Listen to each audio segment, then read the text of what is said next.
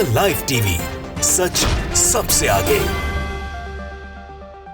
नमस्कार, the live TV आप देख रहे हैं। आपके साथ मैं हूं आदित्य कुमार। एक ऐलान हुआ है जिस ऐलान के बाद इजराइल की टेंशन और बढ़ गई है। दरअसल इस ऐलान में सीधे तौर पर कहा गया है कि इजराइल से संबंध रखने वाले जहाजों को अब निशाना बनाया जाएगा, जिसके बाद से इजराइल के साथ साथ वो लोग जो इजराइल के साथ संबंध रखते हैं उन लोगों की भी मुसीबतें बढ़ने वाली है, क्योंकि दक्षिण सागर की तरफ ये अटैक अब शुरू हो जाएगा।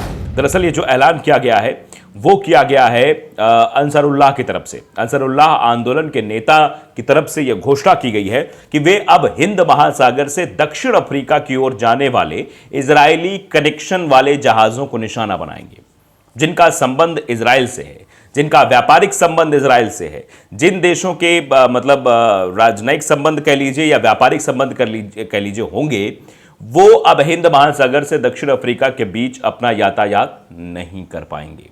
ये सीधे तौर पर ऐलान अंसारुल्लाह आंदोलन के नेताओं की तरफ से किया गया है। ऐसा संभवतः रमजान के बाद होगा, यानी रमजान की समाप्ति के बाद ये चीजें लागू हो जाएंगी। अगर अमेरिका इतने बड़े क्षेत्र की रक्षा करना चाहता है तो उसे पश्चिमी एशिया में और अधिक जहाज भेजने की जरूरत है। यह भी कहा जा रहा है कि the US needs to send more ships to West Asia if it wants to protect such a large area. यानी अगर अमेरिका इतने बड़े क्षेत्र की रक्षा करना चाहता है तो उसे पश्चिमी एशिया में अधिक जहाज भेजने पड़ेंगे ताकि प्रोटेक्शन हो पाए। लेकिन आप समझ सकते हैं ये जो ऐलान अंसारुल्लाह की तरफ से किया गया है, ये ऐलान इजराइल की मुसीबत बढ़ाने वाला है, क्योंकि अगर इजराइल से जो व्यापारिक संबंध रख रहे हैं उनके जहाज़ों को निशाना बनाया जाएगा, स्वाभाविक तौर पर वो इजराइल से अपना संबंध खत्म कर देंगे। ऐसे में इजराइल को एक मार झेलनी पड़ेगी और उस मार में साफ तौर पर दिखेगा कि कैसे इजराइल पूरी तरीके से तबाह हो जाएगा। यानी आर्थिक तौर पर भी इजराइल का नुकसान हो ही रहा है पहले से भी। आर्थिक तौर की बात जो कि जो ये युद्ध लड़ा गया, युद्ध अभी भी चल रहा है, जो इजराइल और हमास का युद्ध चल रहा है, इसमें युद्ध तो कम नरसंहार इजराइल की तरफ से किया जा रहा है, युद्ध तो वाकई में हमास ही कर रहा है। लेकिन फिर भी अब अगर ये भी मानकर चले तो जो नरसंहार कर रहा है इजराइल, वो अपने लोगों को, क्योंकि आर्मी में सेना कम पड़ रही है, उन लोगों को फैक्ट्रियों से निकाल कर वो आर्मी में शिफ्ट कर रही है। इस वजह से फैक्ट्रियां बंद चल रही थी। हमने इसकी अर्थव्यवस्था के बारे में भी आपको डिटेलिंग बताई थी, किस तरीके से इजराइल की अर्थव्यवस्था चौपट होती चली जा रही है। और फिर उसके बाद हूती ने अलग टेंशन बढ़ा रखी है। हूती ने सीधे तौर पर यह कह दिया है कि लाल सागर से किसी प्रकार का व्यापार नहीं हो पाएगा। इजराइल से संबंध रखने वाले जहाज अगर इस ओर से गुजरेंगे तो उनको निशाना बनाया जाएगा। ये सीधे तौर पर ऐलानिया तौर पर कह दिया गया था हूती की तरफ से, और अभी भी उस पर काम चल रहा है। ब्रिटेन और अमेरिका ने मिलकर हूती को डराने धमकाने की कोशिश जरूर की थी। अटैक भी किया गया था यमन पर, लेकिन उसका भी कोई असर खास देखने को नहीं मिला है। और सीधे तौर पर हूती ने कह दिया है कि अब तो अटैक और तेज हो जाएगा। और उसके बाद अटैक किए भी तो ब्रिटेन हो गए या फिर अन्य पश्चिमी देश हो गए जो संबंध रखते हैं इजराइल से, उन सब के लिए अब मुसीबतें दिन ब दिन बढ़ने वाली हैं। तो ये जो खबर है ये अपने आप में इस बात की तस्दीक करती है कि आने वाले समय में चीज़ें जो है और भी भयावह होने वाली हैं। अब समझ सकते हैं आप, हूती ने पहले से ही ऐलान कर रखा है और अब अंसारुल्लाह की तरफ से जो ऐलान हुआ है ये अपने आप में बेहद चौंकाने वाला है। तो साफ तौर पर आप देख सकते हैं किस तरीके के हालात बनते हुए नजर आ रहे हैं।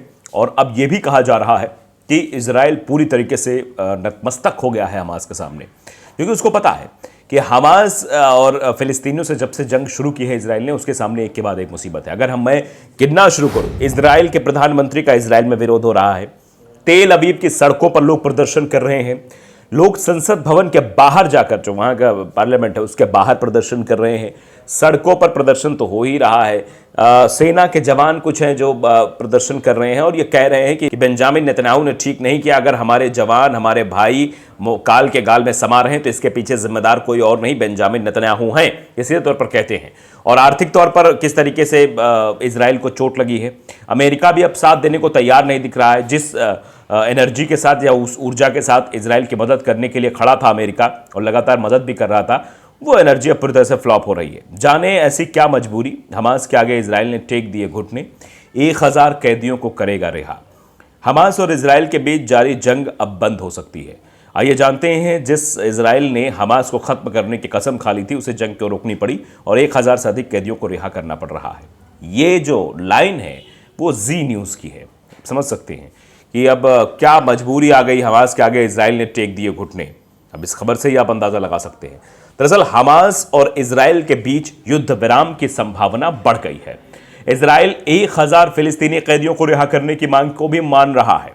सबसे बड़ी बात तो यह है कि इनमें से 100 पर हत्या सहित गंभीर अपराधों का आरोप है, लेकिन इजराइल इन सभी को छोड़ने पर राजी हो गया है। आप समझ सकते हैं, इजराइल के सामने मजबूरी है और इजराइल अब फंस चुका है। वो हठधर्मिता के साथ हमास को खत्म करने का दावा जरूर कर रहा था, लेकिन उसके सामने जिस तरीके के हालात पैदा हो गए हैं, उन हालातों से निपटना उसके लिए बहुत मुश्किल लग रहा है।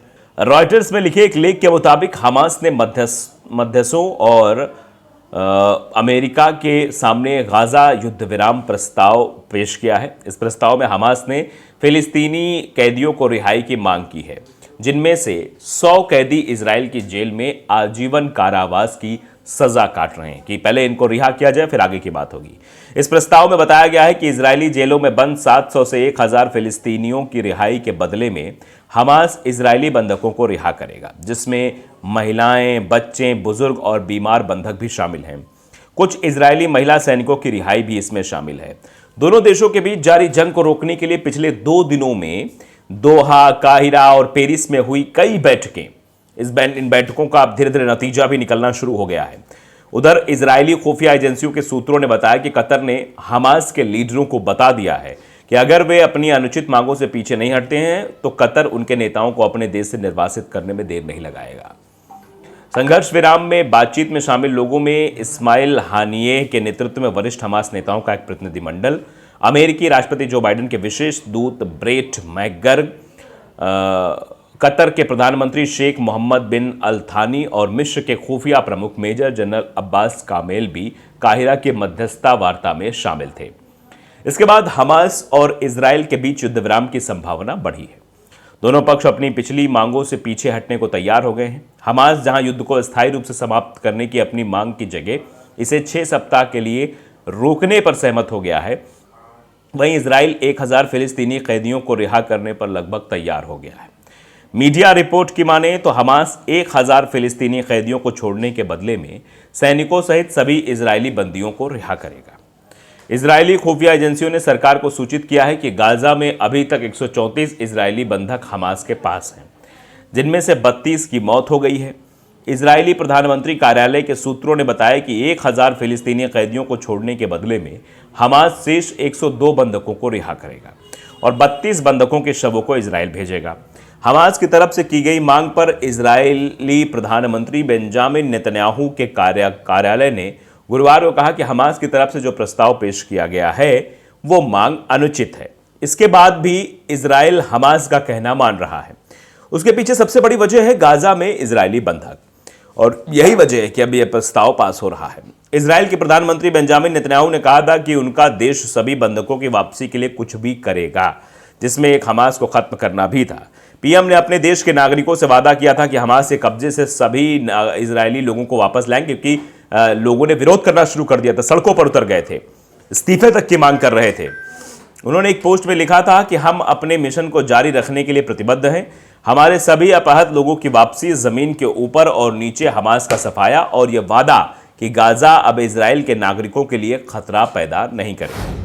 इसको लेकर चीजें हुई। तो आप समझ सकते हैं कि अब इजराइल के सामने कोई चारा नहीं बचा है, कोई विकल्प नहीं बचा है, क्योंकि हर जगह से उसके लिए बुरी खबरें ही आ रही हैं, तो इसीलिए वो नतमस्तक होता हुआ दिखाई दे रहा है। तो लाइव टीवी को अगर आपने सब्सक्राइब नहीं किया, जरूर करिए, बेल आइकन दबाइए ताकि सच खबरें आप तक पहुंचती रहें। नमस्कार। द लाइव टीवी, सच सबसे आगे।